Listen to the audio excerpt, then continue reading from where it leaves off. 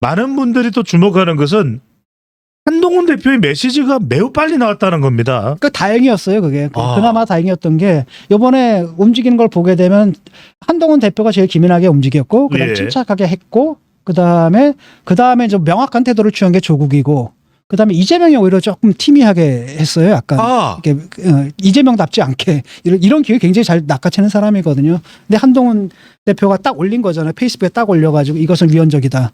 딱 하고 그다음에 국민과 함께 막겠다라고 얘기를 했고 가가지고 계엄 해제 의결하겠다라고 했고 자기 그 의원들 끌고 본회의장에 들어가가지고 예. 거기서 표결까지 해서 만장일치가 나오게끔 했고 그 다음에 나와서는 뭐라고 얘기하냐면 이제 이게 의결이 됐기 때문에 그 군과 경찰에 대해서 얘기를 한 거예요. 여러분들 명령에 그 불법한 명령에 따르지 말아라. 그러다 불이익을 받을 경우에는 우리가 지켜주겠다. 이제부터 당신들이 만약에 그 명령에 따르게 되면 당신들이 내란죄를 범하게 되는 것이다라고 경고를 딱 하고 딱 필요한 메시지를 정확하게 딱딱딱딱딱 냈어요. 그건 평가하는 거죠. 다만 이제 한동훈 대표가 이제 한계를 보인 부분은 뭐냐면은 18명밖에 없었다라는. 그러니까 추경호가 틀어버린 거야 또. 바로 이 대목입니다, 교수님. 그래도 국회의원의 집은 국회이고 비상사태에는 국회 본회의장으로 가는 것이 상리라고 순리라고 상식이라고 생각할 텐데 당사를 간 것도 모자라서 여러 차례 문자 메시지를 바꾸었다는 이야기가 전해집니다. 국회 안에 있었어요. 네? 국회 안에 있었어요. 들어있었어요. 들어있었는데 거기 5명인가 6명의 의원하고 같이 있었는데 안 간 거야 표결에. 잠깐만요. 50여 명이 당사에 있었다고 하는데요.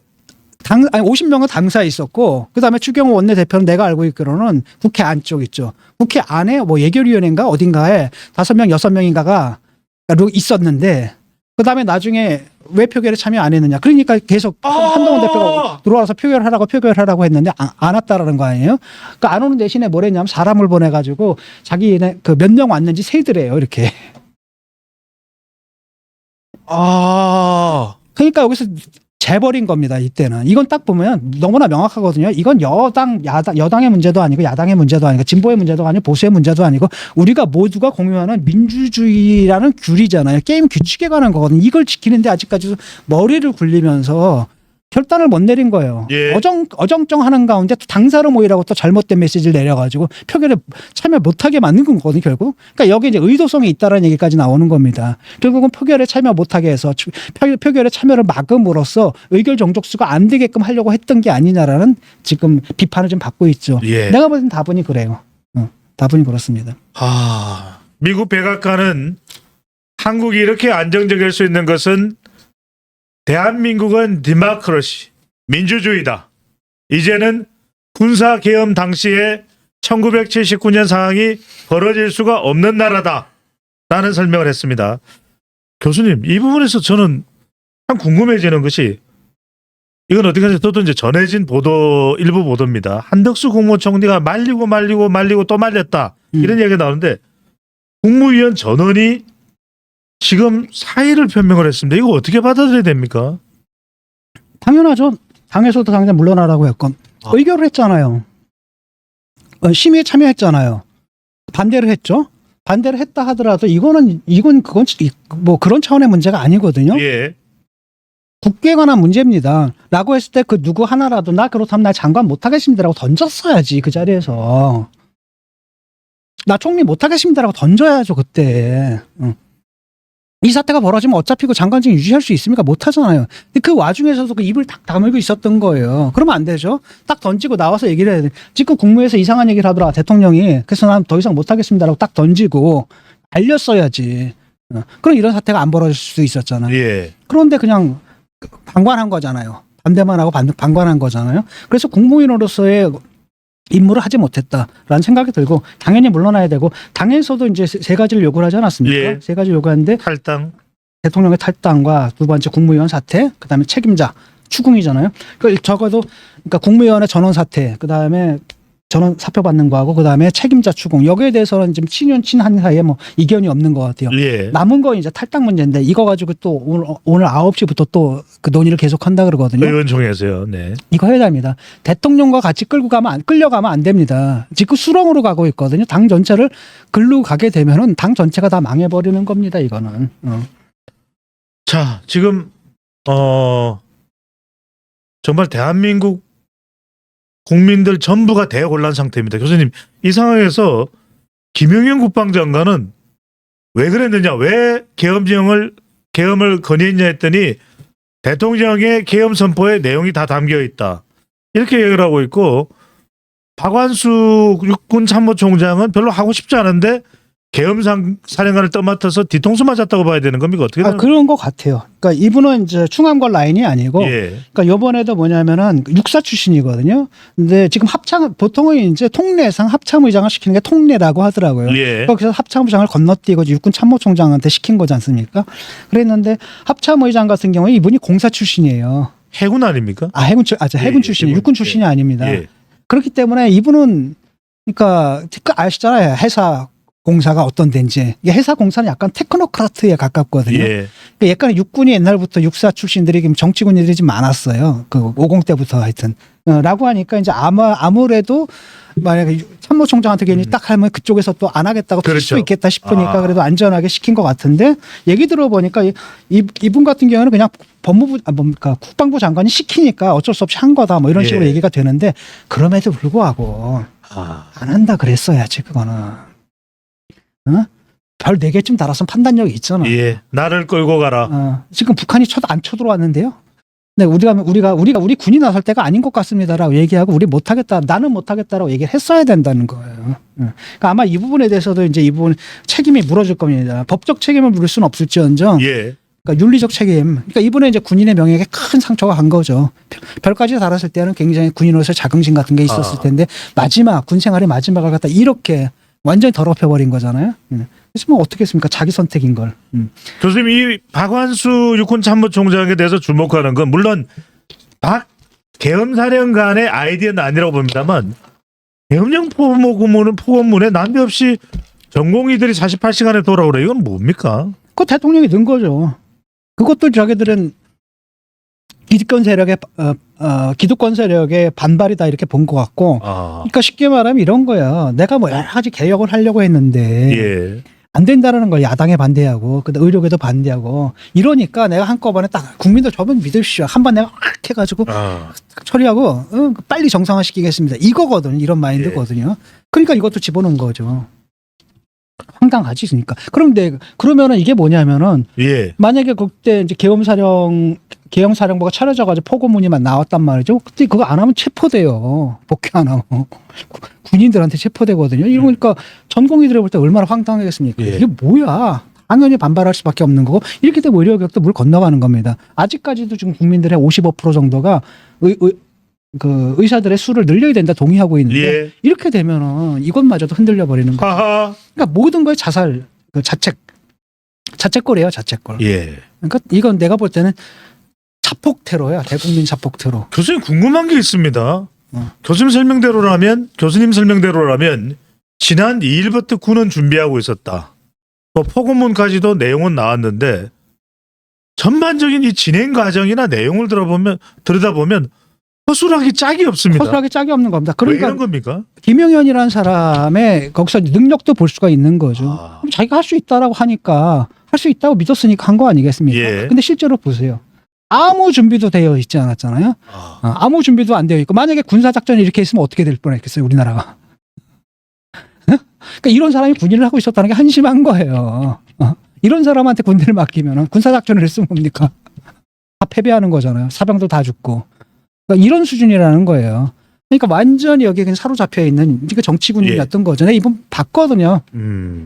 봤고 뭐 인사도 하고 얘기도 좀 몇 마디 나눠봤는데, 첫인상이 썩 좋지 않았어요. 아하. 느낌이 하여튼 안 좋았고, 그때 이제 제가 그 얘기를 했잖아요. 처음에 내가 윤석열 대통령 나왔을 때, 이게 백지니까, 예. 아무것도 안 하면 백지니까, 정치 초짜니까 여기에 좀 합리적인 사람들이 들어가고 그림을 그리면 좋겠다라고 생각했는데, 나중에 딱 얼마 지나고 딱 보니까 이미 그림이 다 그려져 있더라 라고 했잖아. 그때 그 그림을 그린 사람 중에 한 사람이에요. 교수님, 또 계엄령을 선포할 수 있을까요? 또? 가능하게 했어요 지금. 누가 움직여? 그거 누가 움직이겠습니까? 자, 이제 공은 여의도 국회로 넘어갔습니다. 지금 야육당이 이 윤석열 대통령의 탄핵소추안을 제출했죠. 제출했죠. 이미 제출했습니다. 제출했고 아마 오늘 밤 자정 뭐 이때쯤 뭐 어떻게 되고 뭐 이런다 그러더라고요. 자, 이 대목에서 교수님 그러면은- 질문 드리겠습니다. 그러면 지금 윤석열 대통령의 탄핵으로 가는 수순이 맞는 겁니까? 그러니까 일단 탄핵 시기는 출발한 겁니다. 이건 예. 멈출 수가 없어요. 일단 가는 겁니다. 근데 이게 이제 과연 될지 안 될지는 모르겠는데 일단은 탄핵 시기는 멈출 수가 없는 겁니다. 일단 시작됐어요. 왜냐하면 사유가 마련됐거든. 딴 건 다 필요 없어요. 사유가 마련됐어요.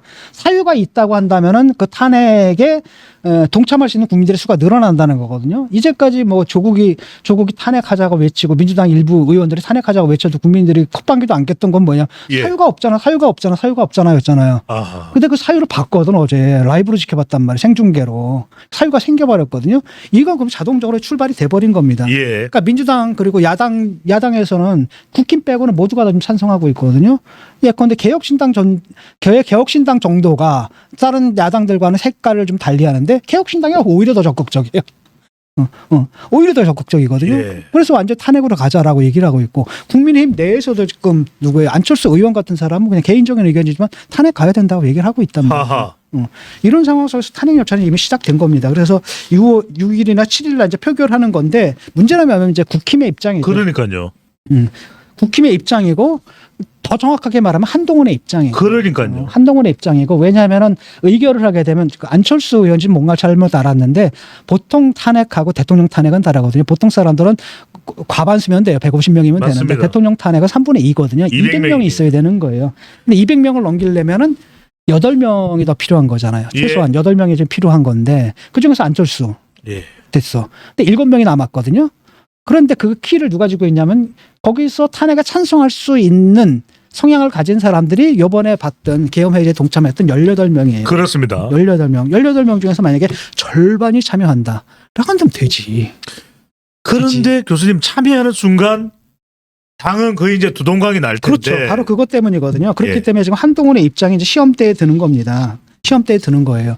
왜냐하면 이게 쉽지는 않은 게 그러니까 친한계 사람들도 부담스러울 거라는 거죠. 벌써 홍준표가 딱 견제하고 나온 거예요. 홍준표가 뭐라고 견제하고 나왔느냐? 한동훈 제가 유승민이다. 아. 그러니까 박근혜 탄핵 사태라는 트라우마가 있거든요. 그러니까 이쪽 민주당 사람들한테는 쿠데타에 대한 트라우마가 엄청 강해요. 근데 저쪽 사람들한테는 그 박근혜 탄핵의 트라우마가 엄청 강하거든요. 그걸 기획을 딱 소환한 겁니다. 그래서 한동훈이 지금 유승민 짓 하고 있고 예. 당이 두 쪽 나고 그래서 우리가 보수가 괴멸하지 않았냐? 그 일을 지금 한동훈이 하고 있다라고 하면서 지금 견제가 딱 들어오는 겁니다. 그다음에 이제 뭐라고 얘기냐면 해프닝이다라고 대통령의 탄핵 사태를 해프닝이라고 이제 다운플레이 하는 거거든요. 그 중요성 자체를 갖다 쭉 깔아 내려버리는 거예요. 그 사태의 중대성 자체를 깔아 내리면서 그냥 해프닝이다. 대통령 왜 그랬어?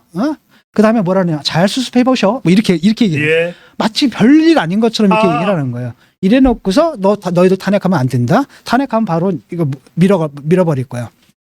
실제로 만약에 이제 그 친한 세력이 탄핵에 가담을 하게 되면 당연히 이제 확실하게 두 쪽이 나는 겁니다.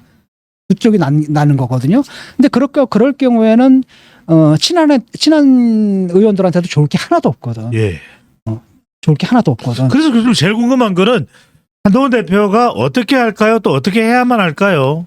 그래서 내가 볼 때는 일단은 몇 가지 길들이 있거든요. 확실하게 원칙적으로 가는 게 있습니다. 그냥 탄핵에 딱 참여해버리고 뭐 어떻게 되든 간에 일단 탄핵에 딱 참여해버리고 요번 텀은 건너뛰는 거죠.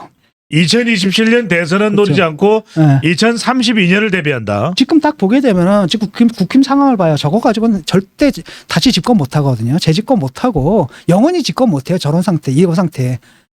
그 한 텀 겨우 넘긴다 그래서 다음에 요번에 탄핵 안 하고 넘긴다 그래서 다음 대선에 되느냐? 택도 없는 소리거든요. 이거 지금 뭐까지 생긴 겁니까? 대통령 지지율 그러지 않아도 10% 20% 거기서 빌빌빌빌 2년 반 동안 그랬거든요. 5년 내내 그럴 거라는 겁니다. 거기다 뭐까지 탄핵 시도까지 했던 그런 정당의 후보한테 표를 주겠냐고. 그거예요. 그러니까 한편으로는 뭐냐 이왕 맺으면 깔끔하게 먼저 맞고 말자라고 해서 탄핵에 딱 참여하고 이번 기회에 그냥 보수가 혁신할 수 있는 새로운 혁신 보수 또는 개혁 보수로 보수 진영을 재건하는 작업을 하는 그러니까 시간이 꽤 걸리겠죠. 예. 그런 방향으로 가는 게 사실은 정수죠. 아. 근데 문제는 뭐냐면 근데 딱 그럴 경우에 또 보니까 대통령이 누구예요? 이재명이거든. 아. 난 거기에 달려있다고 봐요. 지금 국민들 길바닥에 나가고 싶어 하거든.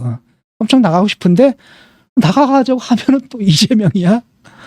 이건 또 걸리거든 계속. 나가는 사람들도 이재명 대표를 지지하는 사람이지만 나가지 않으려고 하는 사람은 이재명 대표가 그렇다고 해서 다음 대통령은 아니지 하는 사람들이네요. 네, 그런 게 있는 거예요. 그러니까 국힘 내에서도 만약에 이건 뭐냐. 왜냐하면은 대통령이 좀 초를 친 거잖아요. 한 6개월만 기다려보면 2심 판결만 내려줘도 어떻게 보면 정리될 수도 있는 문제고. 근데 정리될 수 있는 가능성이 훨씬 높은 문제 아닙니까? 그런데 거기서 초를 쳐버린 거잖아요. 아, 그러니까 이렇기 때문에 여기서 아마 이제 그런 생각들 많이 들 겁니다. 그래서 내가 볼 때는 쉽지 않을 거예요. 그래서 한동훈이 이제 키를 쥐고 있는 겁니다. 그래서 아마 한동훈 대표의 입장에선 이걸 가지고 카드로 아마 사용하고 싶을 거예요. 그러니까 만약에 너희들이 우리 말을 안 듣는다? 지금 뭐가 되는 겁니까? 3가지 요구 조건 얘기를 했는데 이게 최소한의 요구 조건이거든요. 예. 이것도 사실 국민들 눈에 볼 때는 눈에 안 차요. 아, 이게 뭐 말이 되냐. 하야 아니면 탄핵 둘밖에 없어.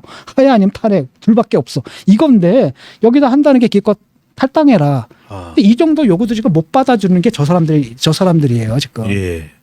저 사람들이거든요. 그러니까 여기 대해서 그래도 최소한 최소한의 어떤 명분이라도 만들어 달라는 건데 그런 카드로 이용할 수가 있는 겁니다. 그래서 내가 볼 때 지금은 탄핵이 되느냐 안 되느냐의 키는 누구한테 있느냐? 한동훈 대표가 좀 잡고 있는 거예요. 아, 어떤 판단을 내릴지 모르겠어요 저는. 근데 일단 친한계다 하더라도 객관적 상황상 일단은 국민의힘이 지금 여기서 서로 분열돼가지고 움직이기 힘들 거예요. 예. 그냥 분열되면 사실 둘 다 죽는다는 걸 분명히 알고 있기 학습 때문에. 효과를 통해서 알고 그 다음에 있습니다. 이제 탄핵의 트라우마가 이미 있어요. 예. 탄핵의 트라우마가 있고 그 다음에 원칙을 지키는 것도 좋은데 그 원칙을 지켰다가는 사실은 당이 두 쪽이 나고 자기들의 미래도 불투명하다는 이런 현실적인 이권의 문제도 좀 걸려 있고 이러다 보니까 친윤이나 친한이나 선뜻 탄핵에다가 표를 던지기가 힘들 거라는 예. 겁니다. 그럼 이제 민주당에서 가만 아니겠죠. 계속 얘기를 하고 뭐 한동훈 너 뭐 탄핵 계엄 심판 계엄 해제 찬성하는 것처럼 얘기하더니 예. 결국은 너도 한통속이네 이런 비판을 받을 거라는 겁니다. 그게 이제 시험 때 오르는 거죠. 그러니까 요번에 그래도 꽤 괜찮은 이미지를 얻었거든요. 꽤 괜찮은 이미지를 얻었고 보니까 또 뭐 테마주인가 이런 것도 보니까 이재명과 더불어 한동훈도 같이 뛰었더라고요. 한동훈 테마죠. 그러니까 벌써 이제 사람들 뭐 생각하는가 하면 이미 탄핵 절차 시작됐고 조기 대선이 이루어진다. 그럼 둘이 붙을 거다. 지금 이런 생각을 하고 있거든요. 그래서 그런데 이제 문제는 뭐냐면 지금 이 상황에서 붙으면 누가 봐도 이거 100% 지는 게임이거든요. 왜냐하면 탄핵의 업보로 아무리 한동훈이 대통령하고 선을 긋는다 하더라도 그 당 사람인 거예요. 예. 그러니까 쉽게 말하면 계엄을 시도했던 그 정당, 그다음 심지어는 계엄을 갖다가 시도한 걸 또 정당하고 옹호까지 하는 사람들이 있어요. 이번에도 보니까 의원총회 갔던 분위기가 예. 이렇게 나오더라고요. 대통령이 오죽했으면 거기까지 했겠는가 이러더라. 그다음 심지어는 김건희 여사 말 들었더니 대통령이 외롭대요. 외로워서 그랬대요. 우리라도 말벗을 해드립시다. 뭐 이런 분위기. 그래서 지금 대통령 출당시키는 문제, 출당도 아니야. 탈당 권유거든. 예. 탈당 권유입니다. 탈당을 권유하면 대통령이 알아서 옛날에 그랬잖아요. 탈당을 알아서 하는 거고. 사실 이게 뭐냐면 탈당 권유가 아니라 그냥 출당이 돼야 되는 거거든.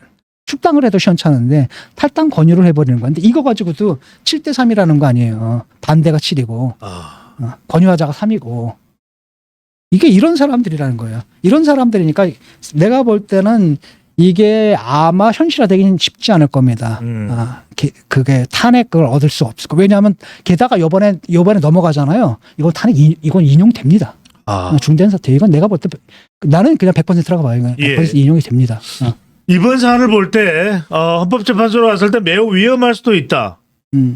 그래서 더 이해가 안 되는 게 교수님이 이 정도 위기 상황이면 그래도 대통령이나 대통령실이면 뭔가 대책도 나오고 뭐 어떻게 하겠다도 나오고. 대책 있는 사람들이 이런 짓을 해요? 대책 있는 사람들이 이런 짓 하겠냐고. 안 되는 겁니다. 예. 지금 구조가 이렇게 딱 돼 있는 거예요.